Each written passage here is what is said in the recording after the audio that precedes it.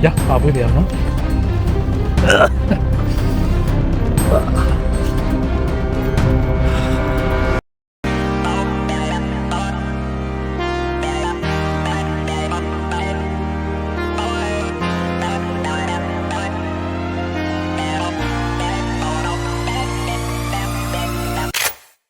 Korean Pota, the best traveler in South Korea.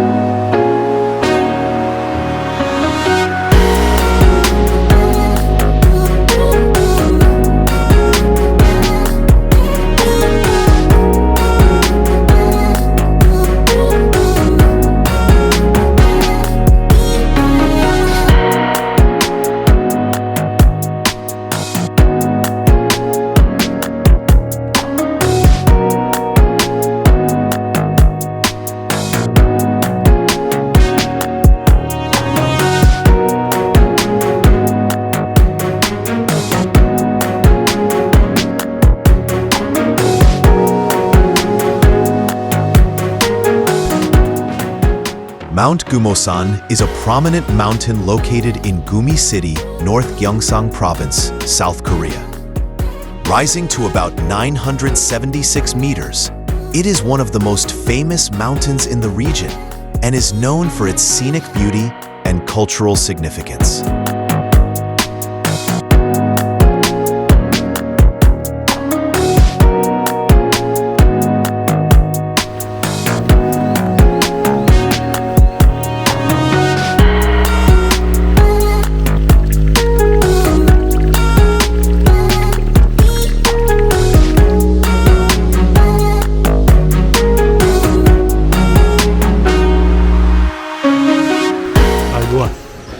ඉතින් අද කන්දක් නගින්න යන්න හදන්නේ. මීටර් 977ක් උසයි මේ කන්ද. ඉතින් කොරියාවේ හැමතැනම කඳුනේ තියෙන්නේ. කඳු නගිනවට කියන්නේ තන්සාන් හදා. ඉතින් කොරියන් භාෂාව හදාරන කෙනෙක් නම් ඔයා දන්නවා. මේ මෙතනින් තමයි යන්න තියෙන්නේ. මෙතන ඉඳලා මීටර් 977ක් උඩට නගින්න ඕන. දියැලක් තියෙනවා, ගල් ගුහාවක් තියෙනවා, ඓතිහාසික පන්සලක් තියෙනවා. ඉතින් ඔය ටික ඔක්කොම බලන්න තමයි යන්න හදන්නේ. තාම පටන් ගත්ත විතරයි. කේබල් කාර් අත්දැකීමක් ගන්නත් පුළුවන්. අපි දැන් ටිකට් එකක් ගත්තා. කන්දට පයින් ගිහිල්ලා උඩ ඉඳලා පල්ලෙහාට එනකොට කේබල් කාර් එකේ යමු. යනකොට කතා කරන්න ගොඩක් දේවල් තියෙනවා. එහෙනම් අයියා මෙතන ඉඳලා තමයි යන්න තියෙන්නේ.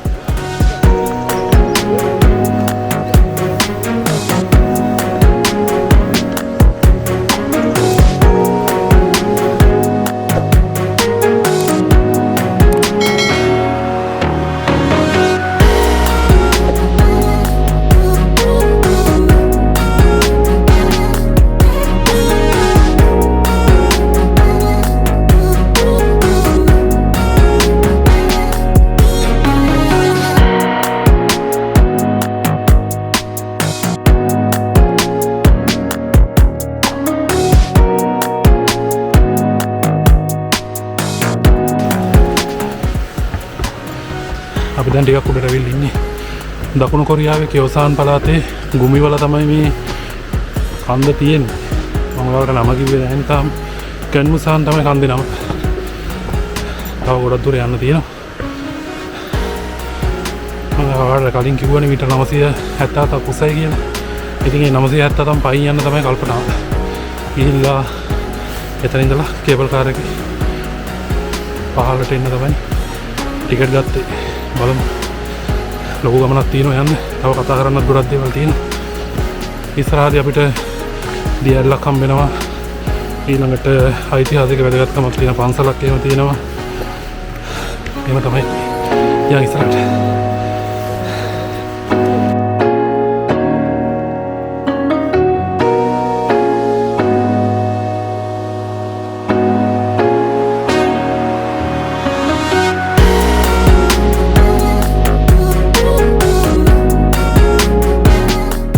Gumosan is part of Gumosan Provincial Park and features a variety of attractions, including Daehae Waterfall, Yaksa Temple, and Gumosansung Fortress. It's a popular destination for hikers, especially during spring and autumn, when the mountain is vibrant with cherry blossoms or fall foliage.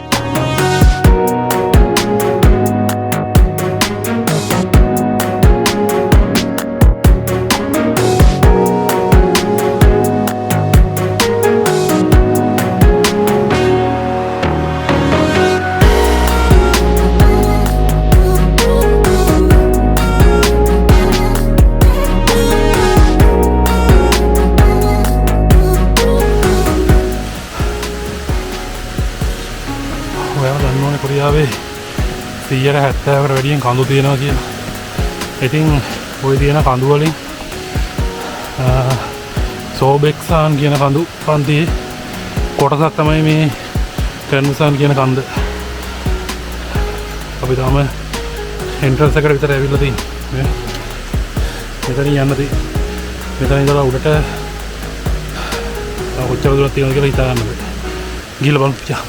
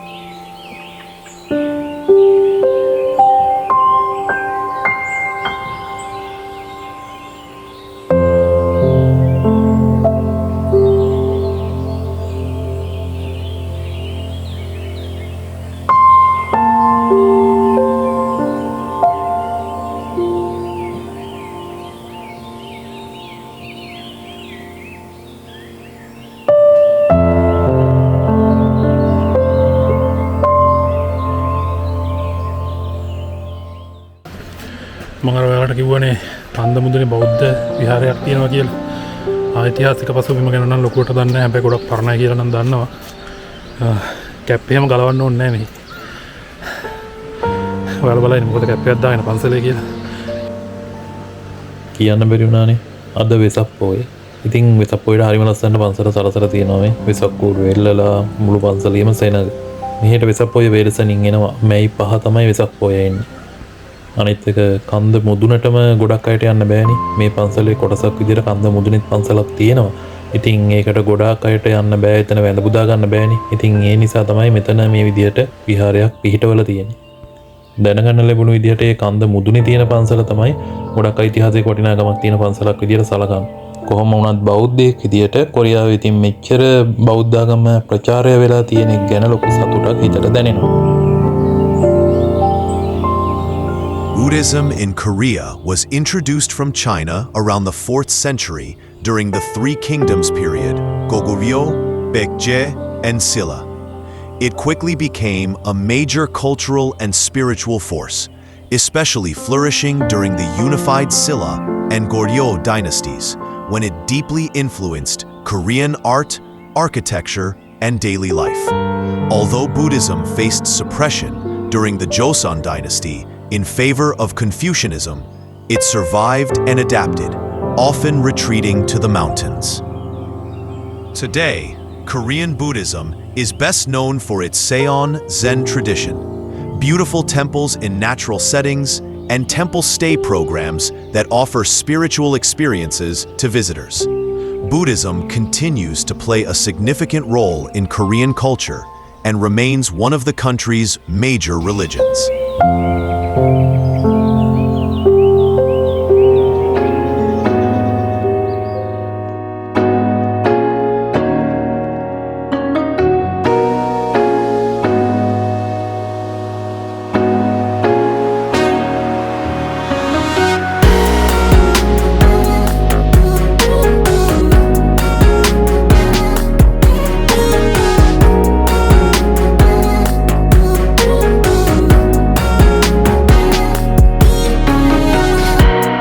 පන්සලෙන් පිටත් වෙලා කන්ද නගිනකොට අපිට හම්බෙනවා ඩේහි දිය ඇල්ල.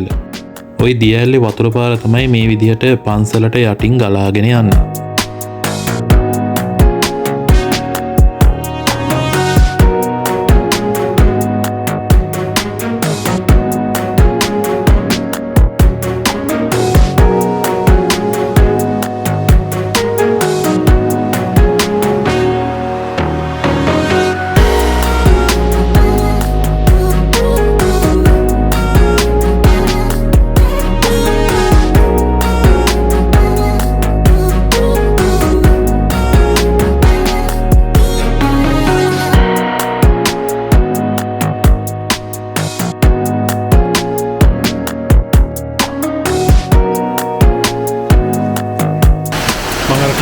තියෙනවා කියලා දියඇල්ලට ලං වෙලා තියෙන්නේ.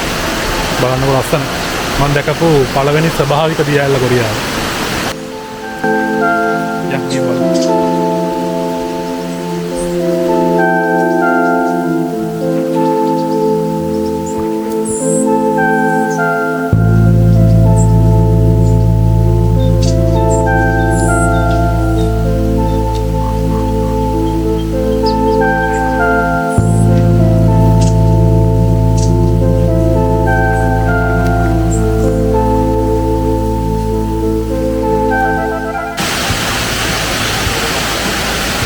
දියඇල්ල metre 27ක් උසයි.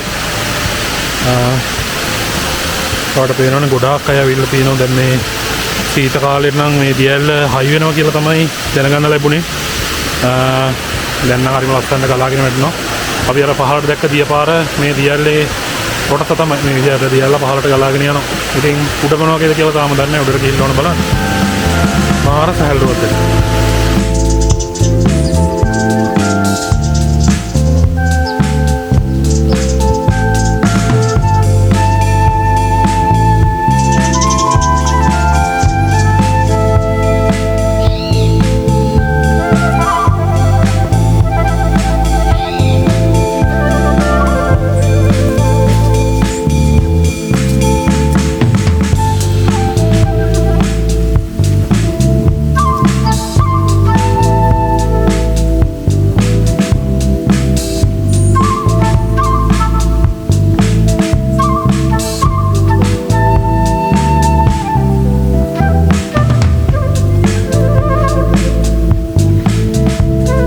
Daehae Waterfall is one of the main natural attractions on Gumsan Mountain in Gumi, Korea. It cascades from a height of about 27 meters, creating a beautiful and serene scene, especially popular in the summer months. Surrounded by lush forests and rocky cliffs, the waterfall is easily accessible via hiking trails and is a favorite stop for both nature lovers and photographers. In winter, it sometimes freezes, offering a completely different kind of beauty. The name Daehae means great wisdom, reflecting the area's deep connection to Korean Buddhism and spiritual tradition.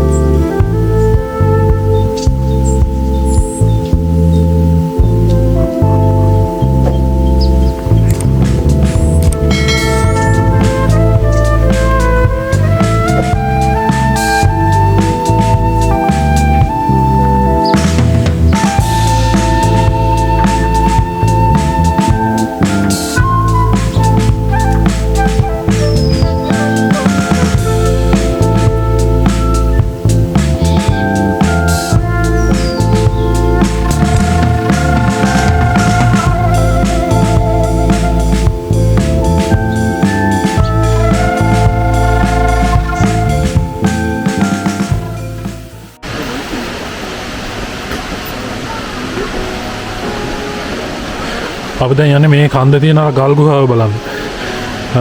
මේකට නම් අතීත කතාවක් තියෙනවා. යන්කෝ ගිහිල්ලා බලමු ඉස්සෙල්ලා. The cave is natural, that is a big hole on a rock wall, Daehyul.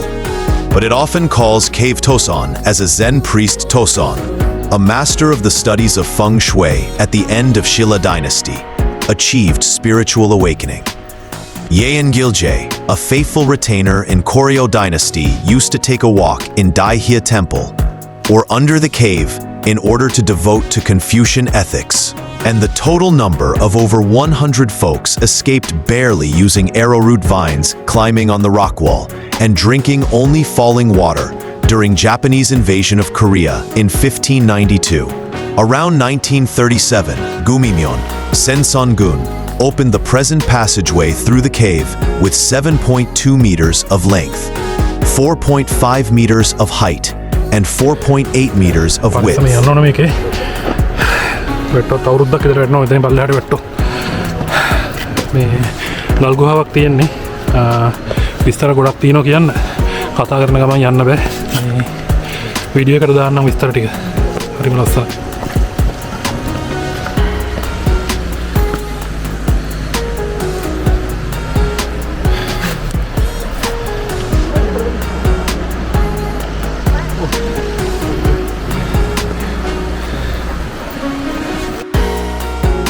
අපි මෙන්න මේ හරිය තමයි හිටියේ මේ කඳු දෙක එකතු වෙන හරිය එතන තමයි අර කන්මුසාන් කියලා බෝඩ් එකක් එහෙම ගහලා තිබුණේ එතන ඉඳලා දැන් අපි කිලෝමීටර් 3.5ක් විතර මේ ඇවිදගෙන ඇවිල්ලා තියෙන්නේ ගල් ගුහාව තියෙන හරියට අපිට තව කිලෝමීටර් 3ක් විතර කන්ද නගින්න ඕන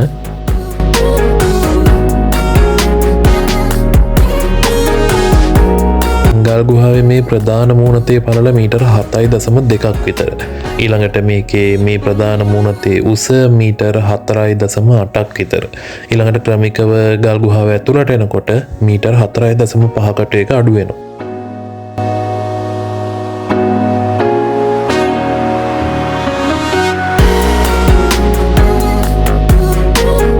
සියල්ලා රාජවංශයේ ශේෂුයි භික්ෂුවක් වන ඩේසියන් භික්ෂුවගේ නමින් තමයි මේ ගල් ගුහාව නම් කරලා තියෙන්නේ ඩේසියන් ගල් ගුහාව කියලා.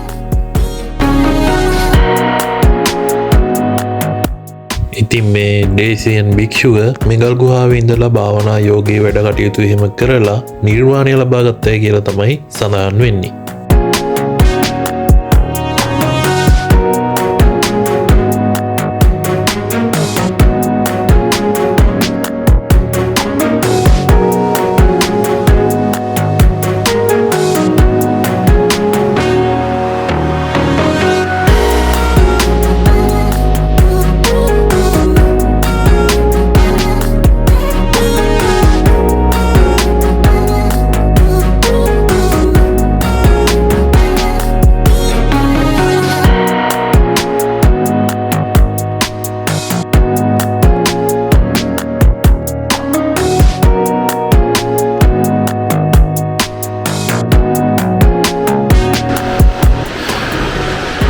මේ මෙතන තියෙන ගල් ගුහාවට තමයි අපි දැන් කලින් ආවේ. ඔතනින් ඕම ඇවිල්ලා ඕම පඩි පෙළ දිගේ මෙහෙලා දියැල්ල ගාවෙන් තමයි මේ පාර දිගේ දැන් අපි යන්නේ කන්ද උඩට. මේ ගමන ගැන නම් කියන්න වචන නැහැ. ඒ තරම් ලස්සනයි. හරිස පරිසරය.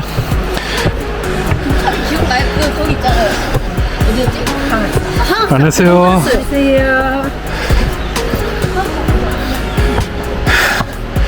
ඉතින් මේ පරිසර පද්ධතිය ගැන චුට්ටක් කිව්වා. ඔයාලා දන්නවනේ කොරියාවේ ඍතු 4ක් තියෙනවා කියලා. ওই ඍතු 4ේදී සීත කාලේ ඉඳලා රස්නේ කාලයට මාරු වෙනකොට ඔය සීත කාලේදී මේ ගස් ඔක්කොම කොළ මුකුත් නැහැ. තනිකර කාන්තාරයක් වගේ. ඒ වැටෙන කොළ දිරාපත් වෙනවා. දිරාපත් වෙලා ඒ කොළම පෝර වෙනවා. ඉතින් ලංකාවේ එහෙම දෙයක් නැහැනේ.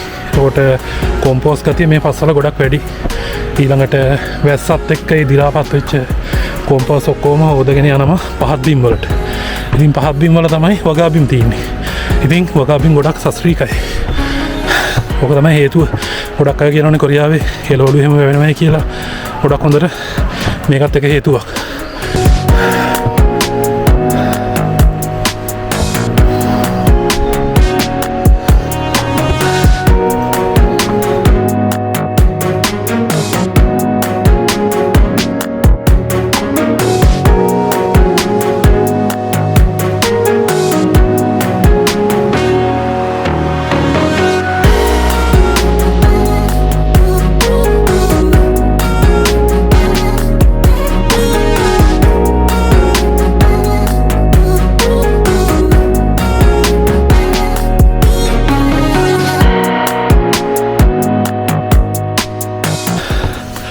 දැන්නම් කන්ද බෑවුම ටිකක් සැරයි.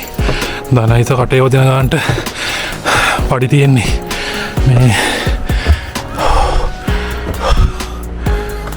මේ සිරිපාදෙ මතක් වෙනවා. හැබැයි පාරන මෙච්චර හොඳ නෑ නේ. ඔයා දකින්න මේ කියන්න ඕන දෙයක් තියෙනවා මේ පඩි ලිස්සනවට පරණ ටයර් කපලා එන වලින් ගහලා තියෙනවා. මේ දිගටම තියෙන්නේ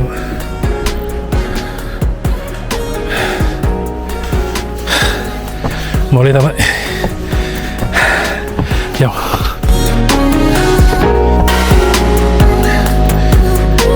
මේ දිගටම තියෙන ටයර් පටන් ගත්ත තැන ඉඳලා මම හිතන්නේ කන්ද ඉවර වෙනකම් මේ විදිහට ටයර් ගහලා තිතින් අයින් කරන ටයර් වලින් කරන්න දෙයක්වත් නැහැනේ. පුච්චල පරිසරයට විසඳුම අයින් කරනවට වඩා කොච්චර ප්‍රයෝජනවත් වැඩක්ද? වෙනස් විදිහට හිතන මිනිස්සු ඒකනේ කොරියාව දියුණු නේද? මම ওই කන්ද තමයි යන්න තියෙන්නේ. දැන් නම් අති හොඳටම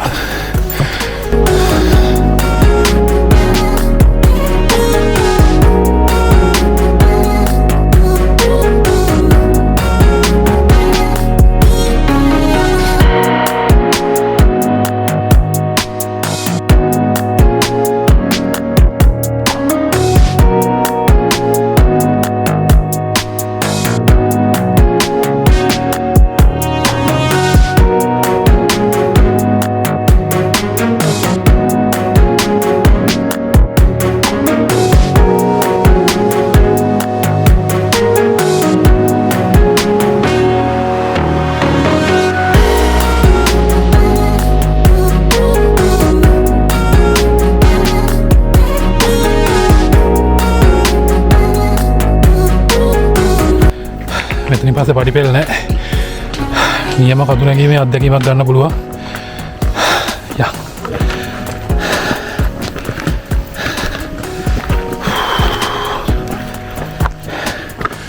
කටුක දුෂ්කර මාර්ගයක යන්න තියෙන්නේ.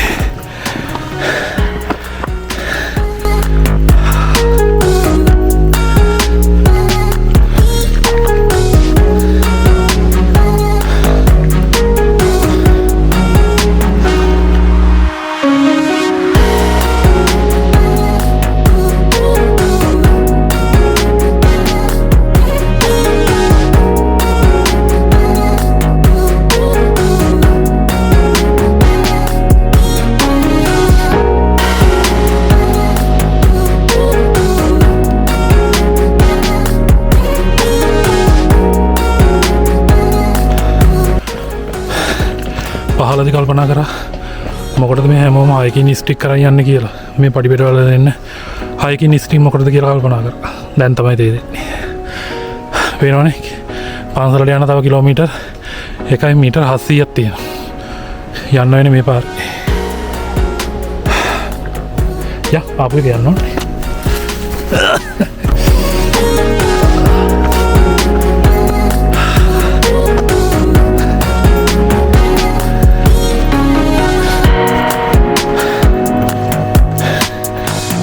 හැමතැනම බෝඩ් කාලා තියෙනවා ලිස්සන සුළුයි කියලා. කියන්න දෙයක් නැහැ. ගලක් එහා මෙහා වුණොත් කෙලිම පල්ලමේ තමයි.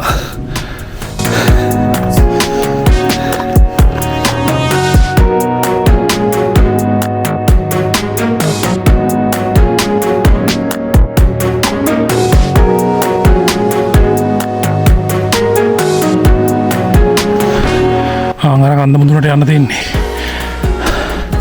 තාම භාගේ යාවේ.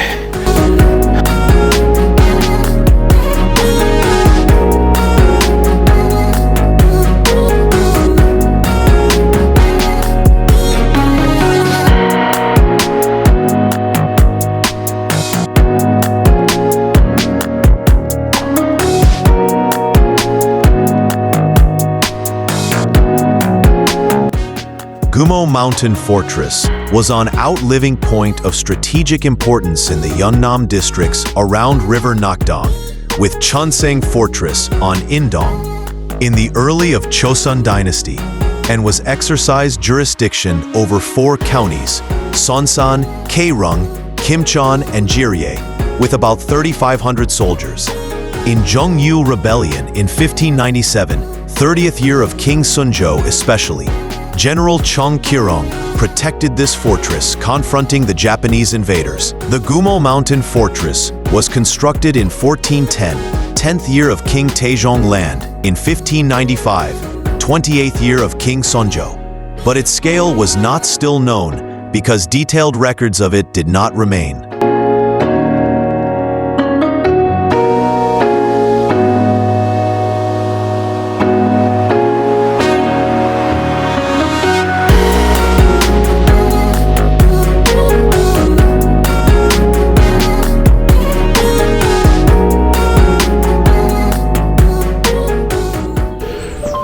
තමයි අර මං කියපු ඓතිහාසික වැදගත්කමක් තියෙන පන්සල නම් බලන්න පුළුවන්. හැබැයි රත්න ගේට්ටුව වහලා තියෙන ඉස්සර නම් ওই වැල්පාලමේ යන්න දුන්න කියලා දාලා තිබුණ Google එකේ. ආරක්ෂක හේතුන් මත උතන යන්න දෙන්නේ නැහැ. අර කොනේ තියෙන්නේ ගන්ටාරයක්. අසල්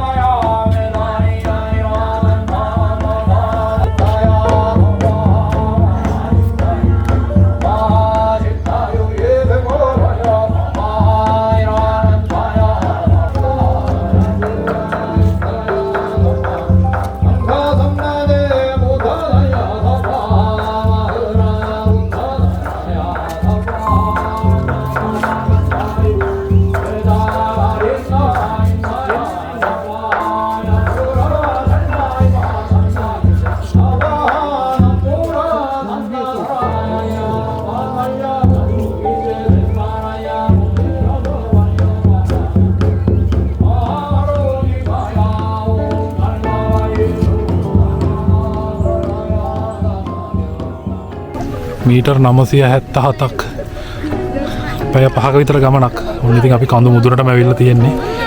මගේ පිටිපස්සෙන් පේනව නේද? එතන තමයි මීටර් 977ක උසක් තියෙන කන්දේ මුදුන. ඉතින් හරිම ලස්සනයි. කොරියාවේ මීටර් 977ක් උසින් ඉන්න.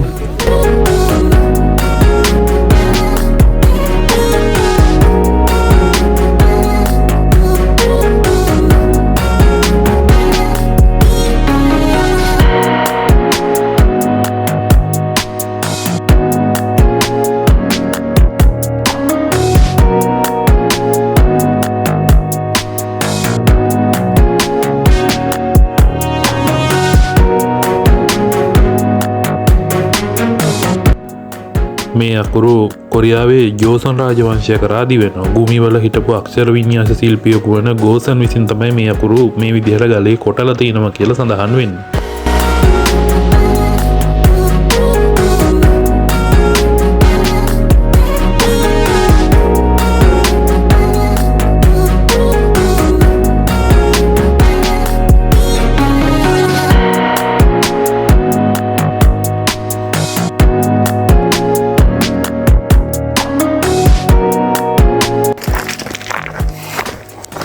පන්සලෙන් බත් ගුලියක් හම්බුණා. අපි මේක කඳු නගිනකොට තමයි කෑම.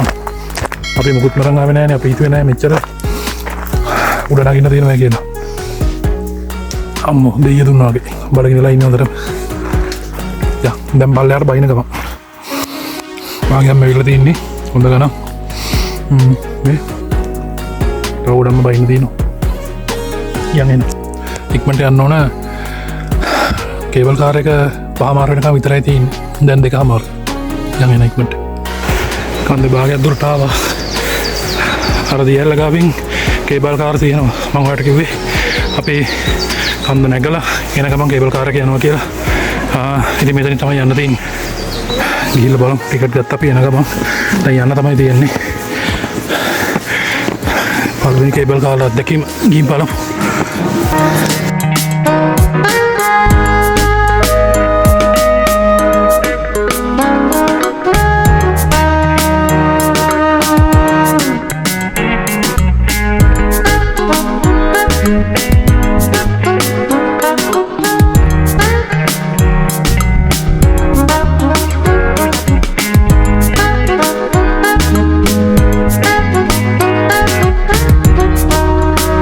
කේබල් කාර් එක ගැන කතා කරොත් කේබල් කාර් එක ගොඩක්ම භාවිතා කරලා තියෙන මුල් කාලයේදී බාණ්ඩ එහා මෙහා ගෙනියන්න.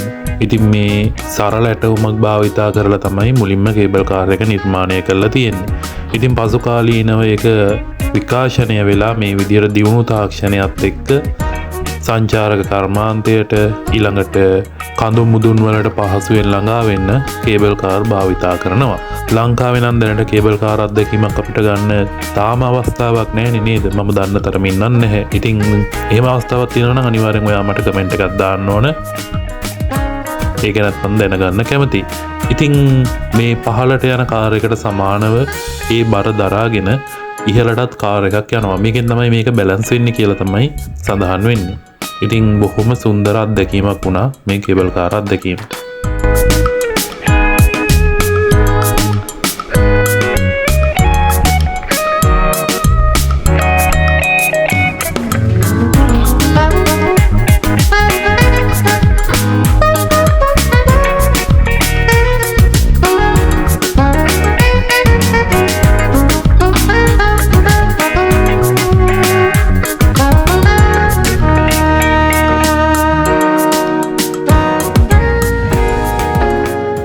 අපි හයිකින් එක ඉවර කරා. කඳුනාගෙන ඉවර කරා. එනකොට නම් මේ දියැල්ල තිබුණේ නැහැ. මෙතන මේ වතුර මල් ටික දාලා තියෙනවා. ඔයාලට පේනවද? අන්නර මෙන්න මෙතන කඳු මුදුනට තමයි අපි ගියේ. මේ හරිය තියෙන කඳු මුදුනට තමයි ගියේ. හිතා ගන්නත් බෑ මෙතන ඉඳන් බලනකොට. ඉතින් මොන වැඩේ ඉවර කරා. දැන් ඉතින් වෙලාව 3:47යි. කියන්නේ 4යි අපි උදේ 8ට ආවේ. වැඩේ ඉතින් ඔන්නම් ඉවර කරගත්තා. හරිම සතුටුයි. මීටර් 977ක් උසින් තියෙන කන්දේ මුදුනට යන්න පුළුවන් වුණා. ඉතින් ඊළඟ වීඩියෝ එකෙන් හම්බ වෙන බලාපොරොත්තු වෙන්නේ. අදට සමු ගන්න ඔයාලා හැමෝටම ජයග්‍රහය අනාගතයක් පවත්වනවා.